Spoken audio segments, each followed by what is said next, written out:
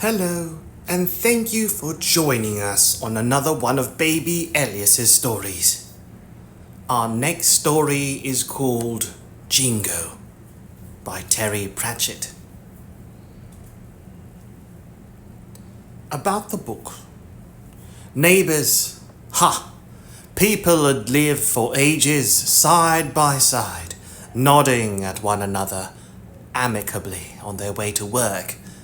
And then some trivial thing would happen, and someone would be having a garden fork removed from their ear.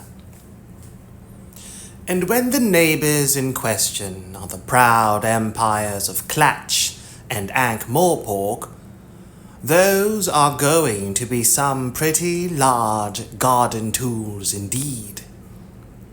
Of course, no one would dream of starting a war without a perfectly good reason, such as a strategic, quote-unquote, piece of old rock in the middle of nowhere. It is, after all, every citizen's right to bear arms to defend what they consider to be their own, even if it isn't. And even if they don't have much in the way of actual weaponry. As two armies march, Commander Vimes of Ankh-Morpork City Watch faces unpleasant foes who are out to get him. And that's just the people on his side. The enemy might be even worse.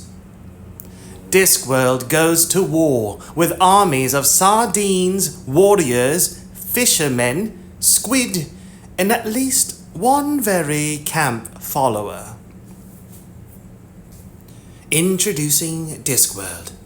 The Discworld series is a continuous history of a world not totally unlike our own, except that it is a flat disc carried on the backs of 4 elephants astride a giant turtle floating through space, and that it is peopled by, among others, wizards, dwarves, policemen, thieves, beggars, vampires, and witches. Within the history of Discworld, there are many individual stories which can be read in any order, but reading them in sequence can increase your enjoyment through the accumulation of all the fine detail that contributes to the teeming imaginative complexity of this brilliantly conceived world. About the author. Terry Pratchett was the acclaimed creator of the global best-selling Discworld series, the first of which, The Color of Magic, was published in 1983.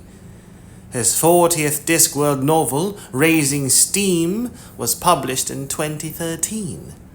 His books have been widely adapted for stage and screen, and he was the winner of multiple prizes, including the Carnegie Medal, as well as being awarded a knighthood for services to literature. He died in March 2015. Are you ready, Baby Elias?